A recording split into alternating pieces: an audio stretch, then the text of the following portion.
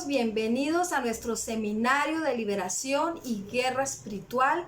Estamos haciendo este seminario en obediencia a lo que el Espíritu Santo nos está pidiendo. Espero que sea de gran bendición para sus vidas. Les animo a continuar, son 14 clases, perdón. Y bueno, hoy tenemos nuestra primera clase. El propósito principal de este seminario es dar a conocer a cada uno de nosotros, el pueblo de Dios, todas las herramientas que el Señor ha puesto en nuestras manos para poder nosotros ser conquistadores, pelear la buena batalla de la fe y poder nosotros conquistar todas las ventajas que el Señor nos dio en la cruz. Entonces, yo sé que muchos de nosotros no estamos viviendo en esa vida abundante que el Señor promete para nosotros, y es a causa precisamente de este tema que vamos a tratar en estos días. En nuestro primer tema habla acerca de ¿puede un cristiano ser controlado por demonios? Y pues bueno, este es un tema bastante controversial en las iglesias y sabemos que muchas personas, hay diferentes posturas y muchos teólogos de gran renombre y de mucho respeto dicen que no es así, que no es posible que un cristiano lleno del Espíritu Santo, nacido de nuevo, pueda ser influenciado o controlado por demonios.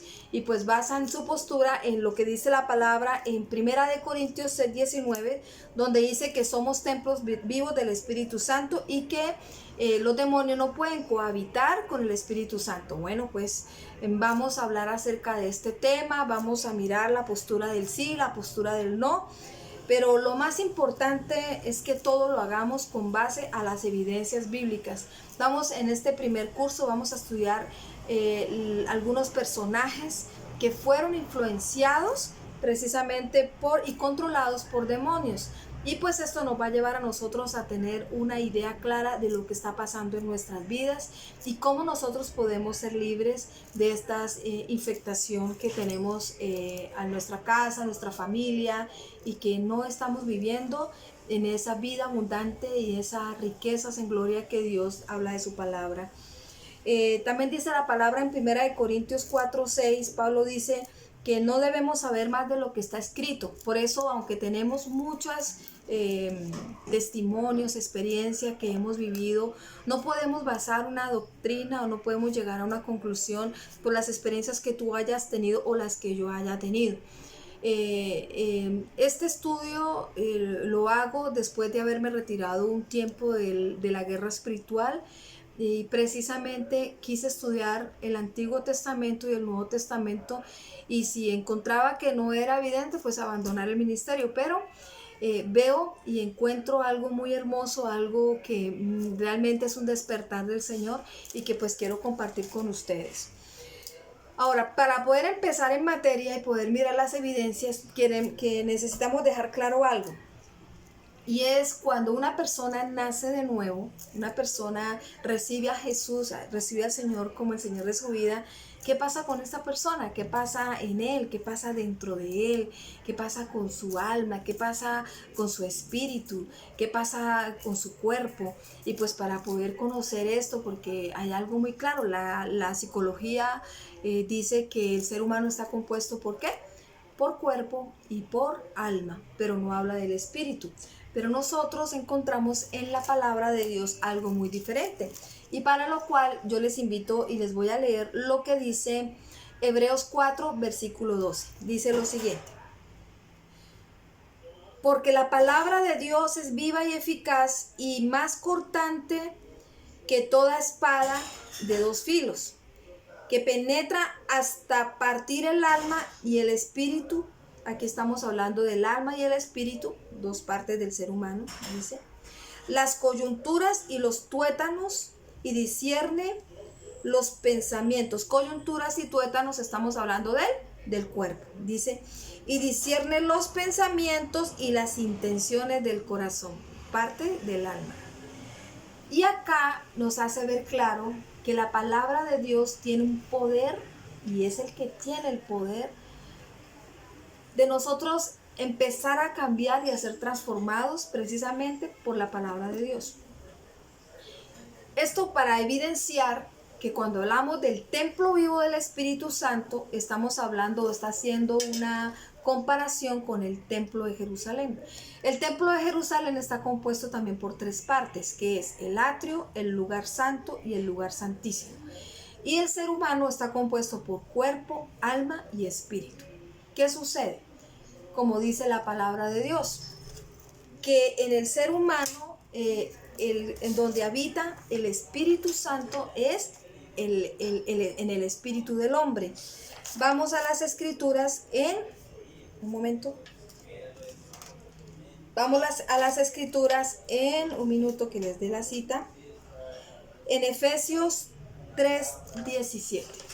Ahí encontramos, vayan tomando nota de las citas que les voy dando, porque pues es un seminario y no podemos acá estudiar todas las citas. Yo les doy la semilla y ustedes se encargan de estudiar en sus casas. Entonces aquí encontramos nosotros que el Espíritu de Dios dice, el Espíritu le dice a nuestro espíritu que somos hijos de Dios. El lugar donde está, que nace de nuevo, precisamente es el espíritu. Cuando el ser humano, cuando Adán y Eva pecaron, ¿qué sucedió en ese momento? Entonces, cuando Adán y Eva fue creado ¿de dónde? Fue creado precisamente de la tierra, ¿verdad?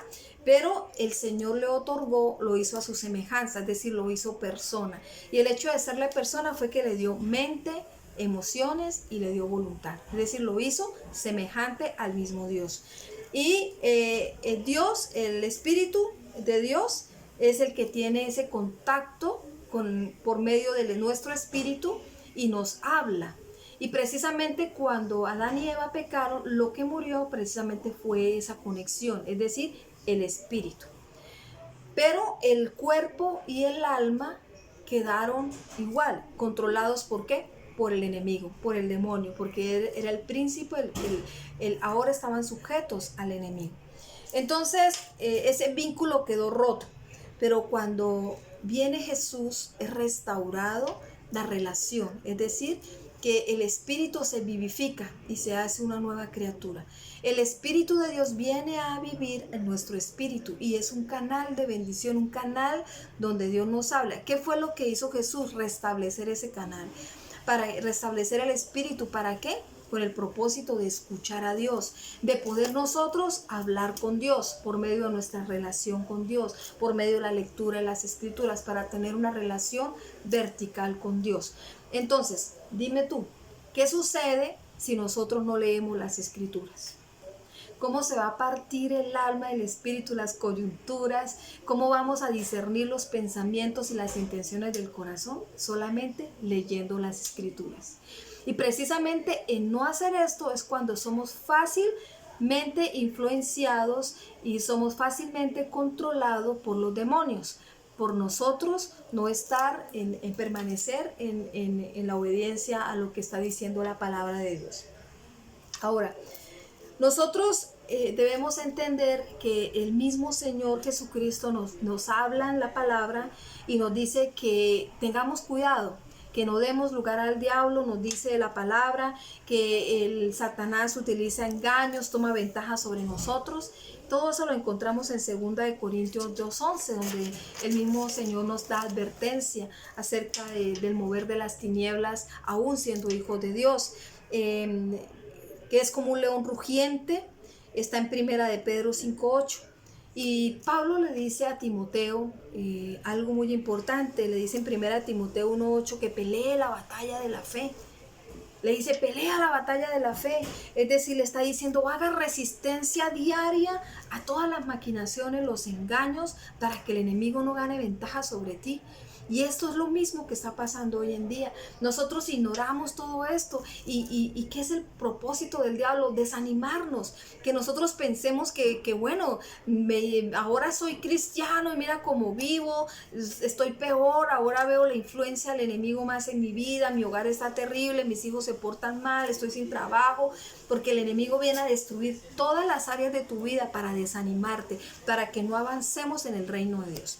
Entonces, por eso vamos a hablar y vamos a mirar esas evidencias de la palabra de Dios. Primero vamos a hacer dos cosas. Primero vamos a ver evidencia bíblica de cómo los discípulos que estaban con Jesús fueron influenciados y fueron controlados por demonios. Vamos a ver 4 casos. Y luego vamos a darle a ustedes unas citas bíblicas para que ustedes las estudien en sus casas y puedan ustedes comprobar cómo los cristianos en la Biblia, dice la Biblia, que fueron influenciados por demonios. Y así podamos llegar a una conclusión que es la que quiero enseñarles hoy. Sí es posible y sí es verdad, estamos siendo influenciados por demonios. La palabra de Dios hoy se lo va a demostrar a usted y le vamos a enseñar qué tienes que hacer en estos casos. Entonces empecemos. Personajes bíblicos que estaban contaminados de demonios. Esto es, primero quiero hablarles, en el Antiguo Testamento hay muchos casos, pero por el tema de la nueva dispensación de la gracia, sé que muchos dicen no tiene nada que ver porque en ese tiempo aún no estaban viviendo en la gracia. Entonces vamos a ir directamente a los casos de los apóstoles y de la gente después del Pentecostés, gente cristiana que había nacido de nuevo, que había sido bautizada. Vamos por el caso número 1. Encontramos a Juan y a Jacob. En Lucas 9, 51 al 56, dice la palabra de Dios, cuenta la historia de Juan y Jacob. ¿Qué había pasado? Voy a contarles algo acerca de esto. Resulta que Jesús se estaba acercando ya el tiempo donde iba a ser crucificado, donde iba a resucitar, de la ascensión, y ya estaba corto el plazo. Entonces Jesús, sabiendo esto, afirmó su rostro, que quiere decir, se iba hacia Jerusalén. ¿Y qué hizo? Entonces, como no era posible que un profeta muriera fuera de Jerusalén, según lo que dicen las escrituras, escriban ahí en Lucas 13:33, dice acerca de esto. Entonces, ¿qué hizo? El viaje desde más allá del río Jordán, donde él venía, fue muy lento y dificultoso. Y donde quiera que llegaban, siempre las multitudes lo rodeaban y lo oprimían. Y él ya que la gente anhelaba presenciar alguno de sus milagros, escuchar alguna de sus enseñanzas. Yo sé que tú y yo lo haríamos también de igual manera. Pero la verdad era que la gente lo seguía y ya por necesidad, por curiosidad, imposibilitaba que él pudiera avanzar más rápido de lo que él quería. Por eso, a su paso por la ciudad provincia llamada Samaria, descubrió que al acercarse la noche, todavía estaba en un lugar virtualmente despoblado, es decir, y él no quería dormir en ese lugar a la intemperie. Y entonces, ¿qué hizo? Envió adelante, le dijo a unos discípulos, vayan adelante a esta ciudad cercana, habitada ¿por qué? Por samaritanos. Entonces le dijo, vayan allá para que me preparen, ¿qué? Alojamiento. Pero los samaritanos habían tenido siempre rivalidad con los judíos y debido a que los malos tratos que por siglos se había vivido, y pues lógicamente no tuvieron una buena, no recibieron a bien a los discípulos y a Jesús. Y pues bueno, esto hizo que los discípulos Juan y Jacob se enojaran mucho, y ellos decepcionados fueron hasta donde estaba Jesús y con los demás discípulos les contaron, mira el desaire que nos hicieron. Ellos se enfurecieron y Juan y Jacob, los famosos hijos del trueno, solicitaron permiso. Le dijeron, Señor, denos permiso para hacer que descienda fuego del cielo y consuma a todos esos samaritanos renegados. Pero Jesucristo, ¿qué hizo? Los reprendió duramente, diciéndole, ¿ustedes no saben de qué espíritu son? Insinuando ¿qué? Que estos discípulos estaban ignorando que el Espíritu Santo, el Espíritu del Santo no los estaba dirigiendo. En ellos se estaba manifestando, era un espíritu demoníaco. Y algunas versiones, incluso modernas, han eliminado por completo esta, hacia arriba, han eliminado por completo estas versiones, y algunos han dicho que estaban poseídos, era de demonios. Y bueno, entonces ahí nosotros estamos mirando cómo Juan y Jacob estaban con Jesús, ¿cierto? Estaban con Jesús, y a pesar de estar con Jesús estaban siendo influenciados por demonios, tanto así que querían que descendiera fuego y que bueno, quemara a todos esos samaritanos que no habían que darle posada a Jesús. Luego vemos más adelante, vemos que Jesús obró en ellos, que el Espíritu Santo obró en ellos, y con el paso de los años Juan fue transformado y llegó a ser ¿qué? El apóstol del amor. El Espíritu Santo sin duda renovó su mente y purificó su corazón de estos sentimientos negativos que ellos habían desarrollado por influencias de pronto familiares, ambientales o raciales en las que había vivido. Pero este pasaje nos obliga a nosotros a considerar la posibilidad de que aún los seguidores de cercanos de Jesús, sus amigos, ¿sí?, fueran influenciados o motivados por un espíritu ajeno al Espíritu Santo. Ahora, es preciso confesar que muchos de nosotros también en ciertas ocasiones hemos sentido ira, hemos sentido rencor, odio, sed de venganza, y cuando nosotros hemos sido atacados, queremos cobrar venganza, no queremos aceptar y queremos que el Señor nos defienda, y esa una actitud semejante revela un espíritu que no es un espíritu de Dios. Ahí nos podemos dar cuenta que no estamos siendo controlados por el Espíritu de Dios. Y yo sé que este tipo de espíritus está afectando muchas de nuestras relaciones en la casa, en la iglesia, en el trabajo. Estamos siendo influenciados y estamos dañando nuestro testimonio ante el mundo, ante la familia, en la iglesia. Y es un caso bastante importante que nos demos cuenta por medio de estos dos discípulos de Jesús que fueron influenciados por un demonio, como nosotros, como tú, como yo podemos ser influenciados también. Vamos al segundo caso.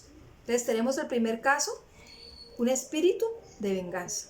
Vamos al segundo caso, Simón Pedro. De Simón Pedro lo hemos estado estudiando mucho y pues gracias a Dios realmente la enseñanza ha sido grandísima. Pero aquí vamos a ver a Pedro haciendo un resumen de todas las veces que fue influenciado por demonios, que no fue una vez, fueron muchas veces. Vamos a Mateo 16, 21 al 23. Había llegado ya el momento preciso que era necesario que el Señor Jesús preparara a sus discípulos para los trágicos acontecimientos que iban a venir. Y bueno, ¿para qué? Para el cumplimiento de sus planes divinos. Entonces, de consiguiente, Cristo les comenzó a revelar que les convenía subir a Jerusalén y padecer y morir y resucitar al tercer día. Pedro, como siempre, osado, indiscreto, lo tomó aparte y le dijo: ven Jesús, y empezó a reprenderle. Y le dijo lo siguiente: ten compasión de ti mismo, le dijo, no permitas que tal cosa te acontezca. Es decir, que en ese momento quiso influenciar en Jesús para que no aceptara y no fuera a la cruz. Y Pedro quiso como activar en Cristo ese instinto de autopreservación, ese espíritu de autoconmiseración que lo estaba él controlando, y quería llegar a Jesús, ese espíritu de autoconmiseración, diciendo: no es necesario que tú hagas eso, pero ¿por qué vas a permitir eso contigo? Y mira, estamos hablando de Pedro, ¿sí? Y que estaba nada más y nada menos que queriendo interferir en el mismo Jesús. Eso es un demonio. Es decir, el demonio quería interferir en Jesús. ¿Para qué? Para que no hiciera la obra. Pero sin vacilaciones, sin contemplaciones, se tornó hacia Pedro y le dijo: apártate de mí. Y no le dijo: apártate de mí, Pedro, sino: apártate de mí, Satanás, porque me eres escándalo, es decir, estorbo y tropiezo. Evidentemente Satanás tenía acceso a la mente, a la boca de Pedro, y en ese momento lo estaba usando ¿para qué? Para disuadir o detener el cumplimiento del plan de redención del mismo Jesús.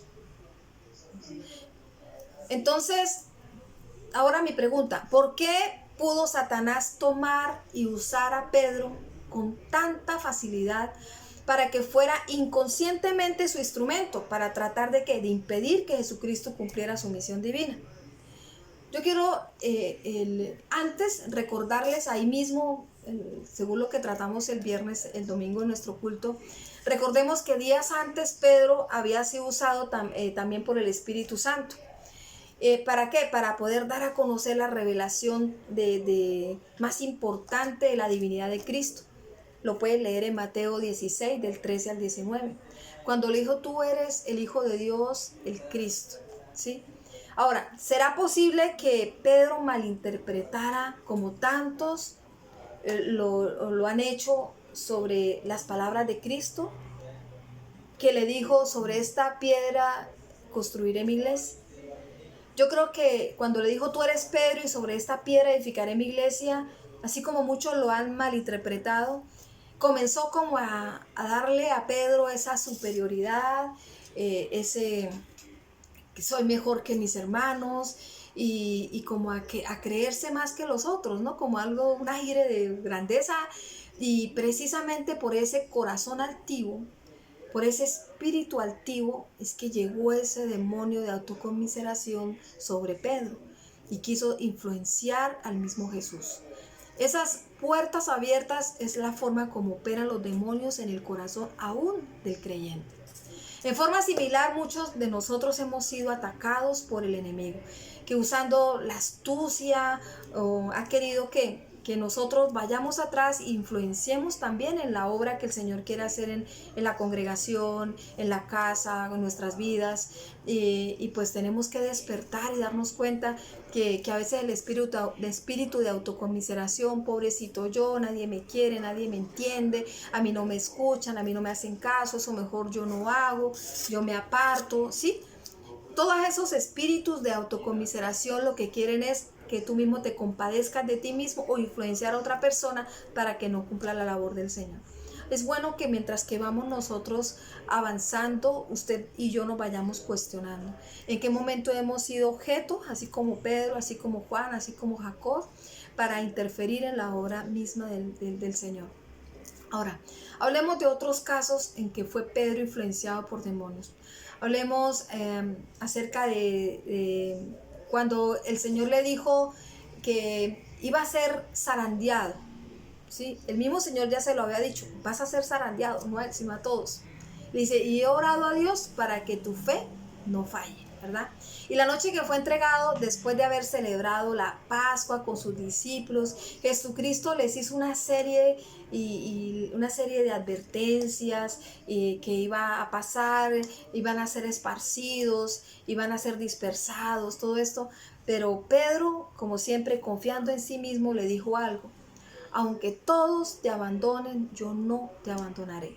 Eso lo encontramos lo encontramos en en Mateo 26 del 31 al 32. Y aunque Pedro estaba completamente seguro, ¿por qué? Porque él se creía superior a sus hermanos, a sus discípulos, debido a que él era la roca, la piedra, bueno, todo esto. Y él osadamente dijo, yo, aunque ellos te abandonen, yo no te voy a abandonar, Señor. Este espíritu de soberbia, de ser mejor, ¿verdad? Y eso es muy común en las personas. Ahora, también le dijo, pronto estoy ahí contigo, aún a la cárcel y a la muerte. Eso lo encontramos en Lucas 22, 31. Ahí insiste Pedro y le dijo, mi alma pondré por ti, Señor. ¿Sí? Él estaba tan seguro de que nunca negaría y traicionaría al Señor. Y sin embargo, Cristo le anunció que esa misma noche, antes que el gallo cantara, lo iba a negar 3 veces. Y así fue. Por revelación divina, Jesús ya sabía que Satanás se había presentado ante el trono de Dios para pedir zarandearlo. Y bueno, y esa zarandeada era simplemente que sacar la paja, sacar la cascarilla, lo que no sirve, y poder, y precisamente somos zarandeados continuamente, ¿verdad? Pero ¿qué pasa? Dice el Señor, yo oré para que tu fe no desfallezca. Y yo sé que el Señor está interfiriendo en nosotros. Él sabe que le fallamos muchas veces. Él sabe que caemos muchas veces, y esa no sea una razón para continuar y seguir adelante. Bueno, ahí encontramos también a Pedro cuando él tiene una fuerte disposición, una fuerte opresión del enemigo, la potestad de las tinieblas, y sabemos que él obró de esa manera, guiado pues por el enemigo, guiado de pronto por su espíritu de soberbia, de creerse mejor, y ese es un espíritu que nosotros debemos también dar mucho cuidado en nuestras vidas, no creernos superiores, más espirituales que otros, porque nos pueden sorprender. Mira, ninguno de sus hermanos salió corriendo, y por el contrario él sí no lo negó, por el contrario él sí lo hizo. Según Mateo 26 y Lucas 22, bajo la influencia de Satanás y sus espíritus inmundos, Pedro hizo esa noche varias cosas que nunca hubiese hecho, incluso si estuviese pleno en sus facultades espirituales y mentales. Así que otra cosa, cayó en un profundo sueño, juntamente con Juan y Jacob, los mejores amigos de Jesús, y el Señor le reprochó esa misma noche, le dijo, ¿será que no pueden velar conmigo ni siquiera una hora? Entonces ahí fue cuando Él le dijo algo que tú y yo debemos tener en cuenta. ¿Cómo no ser influenciados por demonios? Dice, velad y orad para que no entréis, para que no caigas en tentación. Y esto lo dijo el mismo Jesús, ¿sí? La oración es algo muy importante en nuestras vidas de cristiano. No es un evento, no es algo ocasional, es algo que debe formar parte de nuestra vida, porque continuamente estamos siendo asediados, continuamente el enemigo no descansa, él siempre nos va a querer sacar del plan de Dios. ¿Qué más hizo? Usó una espada. Él usó la espada para defender a su maestro porque él quería, no me voy a dejar, pero mira, él ignoraba lo que el Señor muchas veces dijo. En 2 Corintios 10, del 4 al 6, él dice que nuestras armas no son carnales, sino espirituales. Y era precisamente el orar, el ayunar, el leer la palabra, el obedecer la palabra, los que nos mantienen unidos. Amén. ¿Qué más hizo? Siguió a Jesús de lejos, después de haberle fallado, de haberlo negado, de haberle volado la oreja. Pedro lo siguió de lejos y ¿sabe qué hizo? Se juntó, hizo amistad con esos mismos que estaban, los criados de ese pontífice que estaba ya sometiendo a juicio al mismo Jesús. Eso lo encuentran en Mateo 26, 58, lo encuentran en Lucas 22, 54. ¿Qué más hizo? Negó 3 veces consecutivas a su Señor con juramentos, maldiciones y palabras duras. Mateo 26, del 69 al 74. Ahora, Pedro, sí es preciso que reconozcamos que él fue un instrumento escogido por Dios. ¿Para qué? Para servir. Él fue líder de la iglesia en su primera etapa, descrita en el libro Hechos de los Apóstoles, de los capítulos del 1 al 12, encontramos cómo él jugó un papel muy importante en introducir el evangelio en la iglesia, en la edificación de la iglesia. Lo encontramos en su plenitud con los judíos en Hechos 2, incluso los samaritanos en Hechos 8 y en los gentiles en Hechos 10. Impresionante. Sin embargo, Pedro era susceptible a los demonios, dejándose usar en más de una ocasión por Satanás en su intento por entorpecer y estorbar los planes de Dios. Ahora, vamos con 2 casos. Vamos con el tercer caso. ¿Qué tal de Judas? Judas el Iscariote.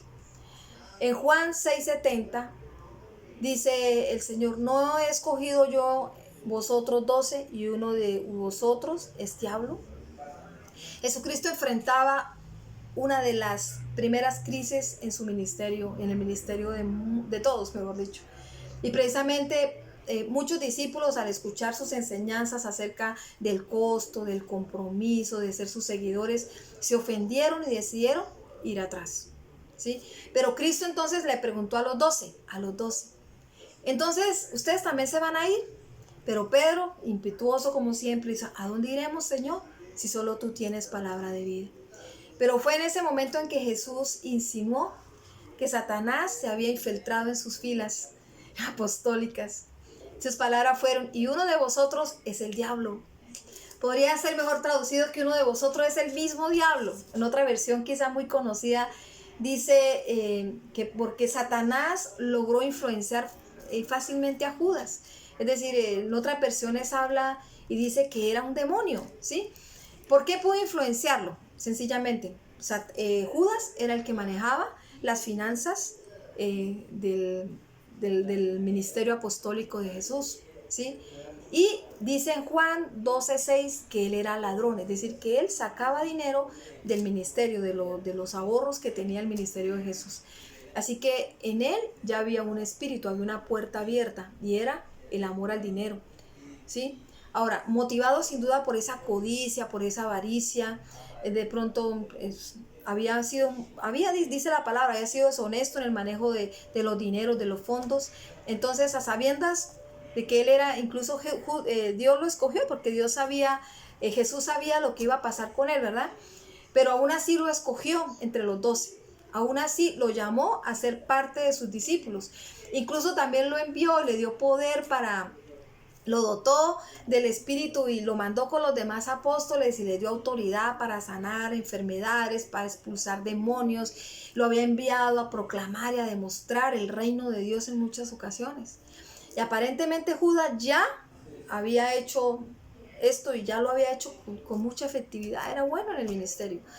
Pero ya para finalizar el ministerio terrenal de Cristo, la Escritura dice que el diablo sembró en Judas la idea de entregar a Jesús. El diablo ya había metido en el corazón de Judas que lo entregara. Ese pasaje nos demuestra que el diablo tenía acceso directo, ¿a dónde? Al corazón de Judas.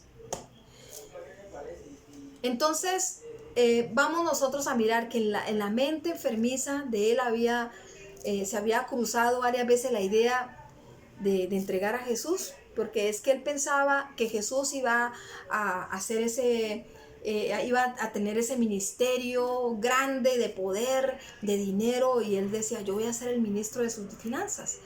Pero no pensó que Jesús venía por un reino que no era ni comida ni bebida, que no era dinero, ¿sí?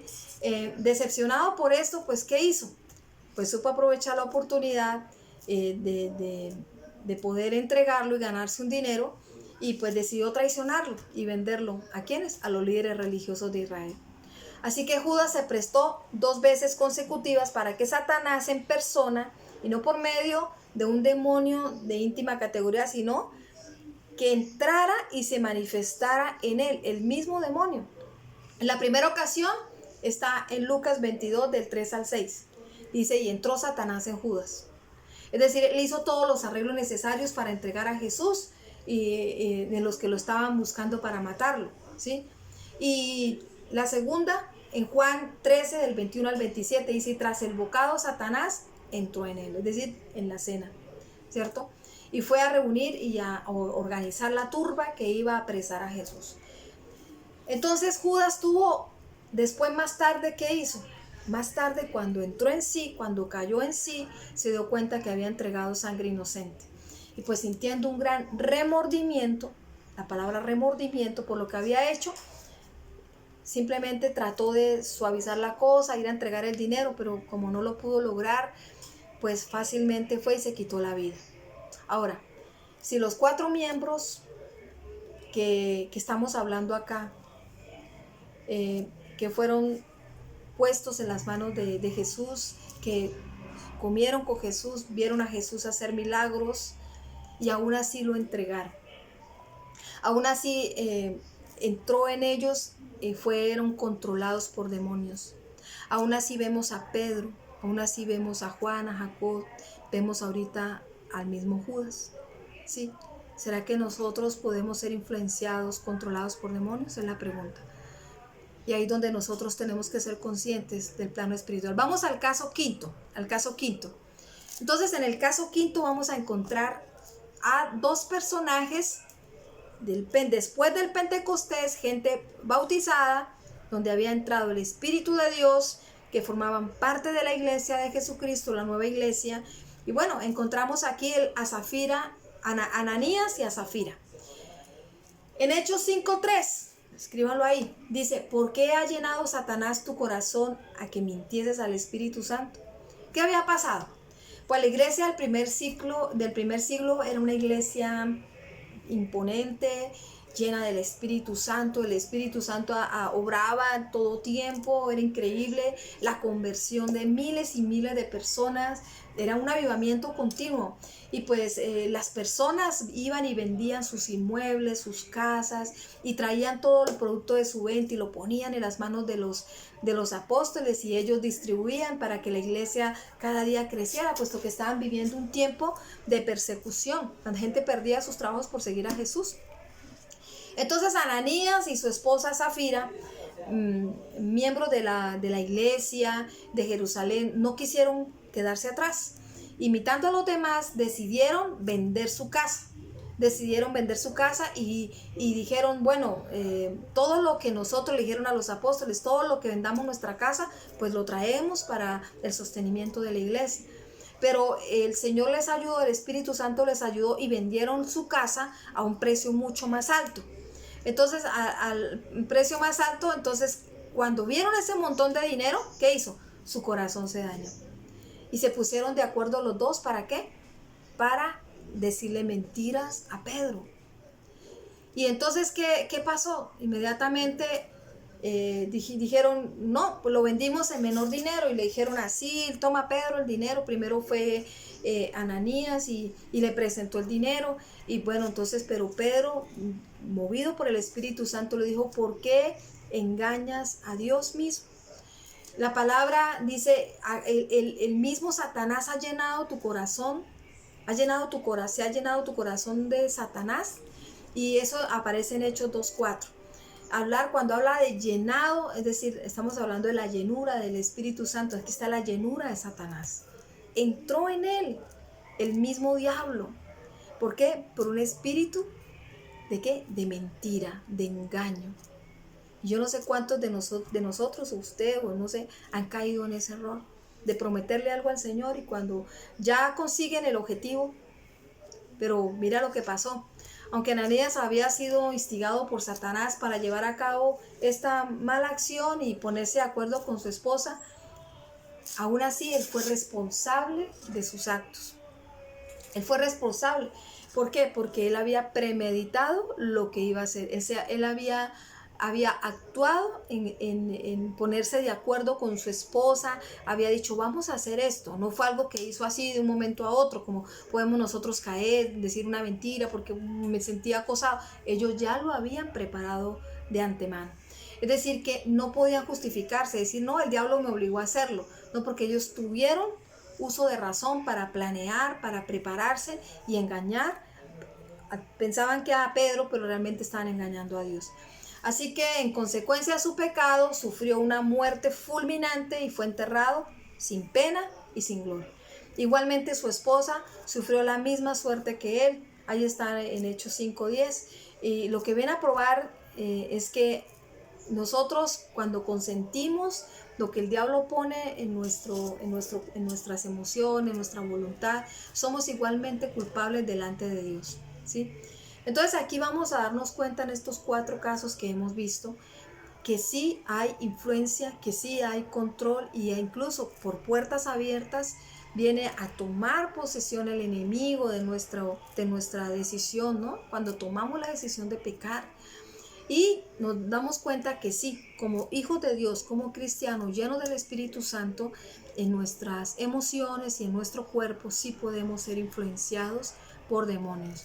Ahora, yo quiero invitarles a ustedes a darles otra parte. Quiero invitarlos a ustedes a que estudien las Escrituras en estos citas bíblicas que les voy a dar ahora. Así que preparen su libreta, preparen un lapicero y van a tomar nota, y de esto se trata la tarea o digamos el compromiso que van a tener.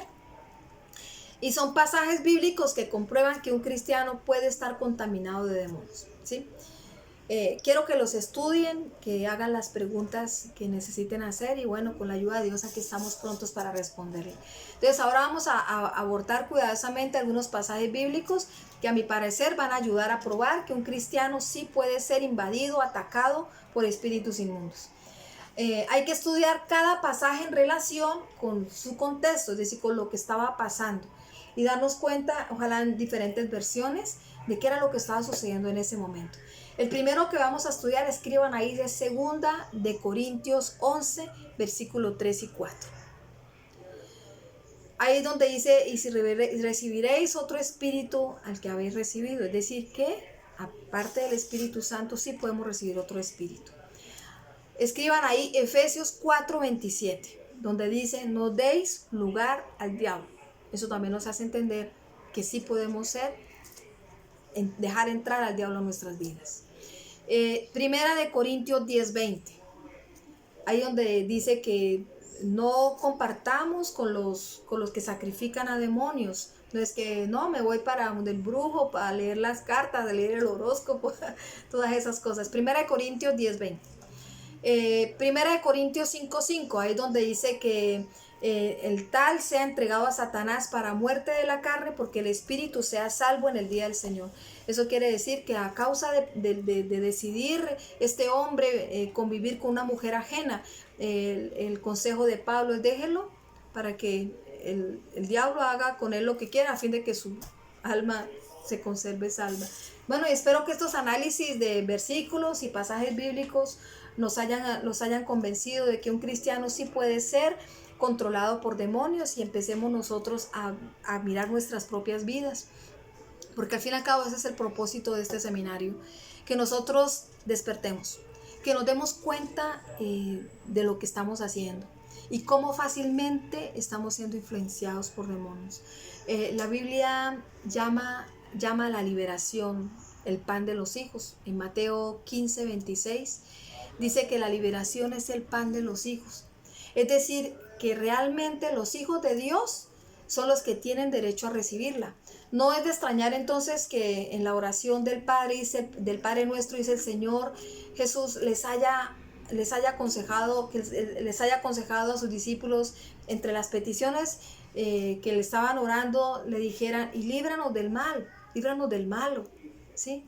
Ahí lo encuentran en el Padre Nuestro, Lucas 11:4, y líbranos del mal. Eso quiere decir que debemos orar para ser librados de las tentaciones, de las provocaciones, de las insinuaciones del diablo a nuestras emociones, a nuestra voluntad. Y las personas que aún sin ser cristianas han acudido a nosotros para buscar liberación, siempre debemos exhortarlas ¿a qué? A que se conviertan primero a Cristo. ¿Para qué? Para poder recibir la liberación. Y esto hizo Jesús. Nosotros encontramos en muchos pasajes precisamente que Jesús les decía: puedes creer, ¿sí? Puedes creer, si tienes fe, puedes recibir la liberación. Si puedes creer, puedes recibir la sanidad. Cuando una persona es librada y no ha recibido a Jesús, no es un creyente, un hijo de Dios, realmente no le estamos haciendo un favor, porque pueden venir más demonios a él y la situación de esa persona puede ser peor. ¿Sí? En 2 de Pedro 2, del 20 al 22, dice que es mejor que no le hubiese hecho nada de esto, ¿verdad? No haberle conocido. Entonces, ahí encontramos incluso a esta mujer sirofenicia que fue a pedirle al Señor que librara a su hija, que estaba siendo poseída por un demonio. Pero mira lo que le dice el Señor Jesucristo. Le dijo, yo tengo fe, es decir, dijo, yo creo que tú puedes hacerlo, tú eres el Señor. Le dijo, Señor. Y esa palabra Señor quiere decir, yo lo reconozco a Él como Señor. Está en Mateo 15, del 21 al 29, para que leas esa cita bíblica y comprueben lo que estamos hablando acá. La Escritura dice que todo aquel que invoca el nombre del Señor será salvo o liberado. Lo dice en Joel 2:32, en Romanos 10:13, y también afirma que nadie puede llamar a Jesús Señor, sino por el Espíritu Santo. ¿Sí? En Corintios 12:3 1 Corintios 12:3 habla de esto. Ahora, evidentemente el Espíritu Santo ya está obrando en ella, ya está obrando en esta mujer para beneficio y también para su hija enferma, puesto que lo llamó Señor, es decir, que el Espíritu Santo ya había entrado en ella. Ahora, el endemoniado gadareno, usted me dirá, no, pues él estaba poseso, pero aún así, mira lo que dice, léalo en Marcos 5:7, dice, Jesús, Hijo del Dios Altísimo. Ahí lo está reconociendo. ¿Y sabe qué hizo más? Aunque estaba lleno de demonios, se postró. Se humilló delante de Jesús, y ahí fue donde Jesús pudo experimentar esa liberación, esa transformación en su vida.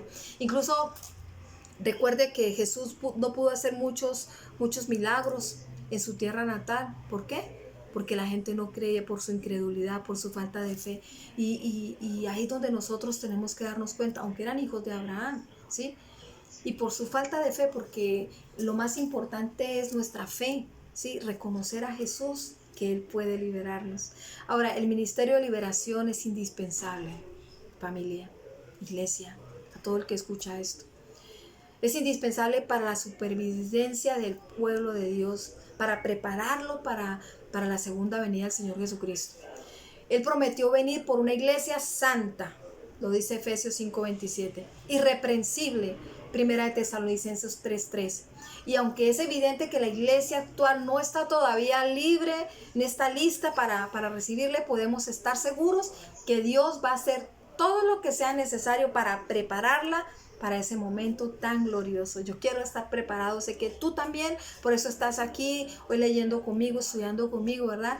Ahora la escritura dice que todo aquel que tiene esa esperanza puesta en Él se purifica como Él también es limpio. Es decir, que debemos nosotros, nuestro deber como cristiano es limpiarnos de toda esa inmundicia de carne, de toda esa inmundicia que habitan en nuestra mente, en nuestro sentimiento, en nuestro corazón, y ser purificados. ¿Para qué? Para la santificación. ¿Cómo?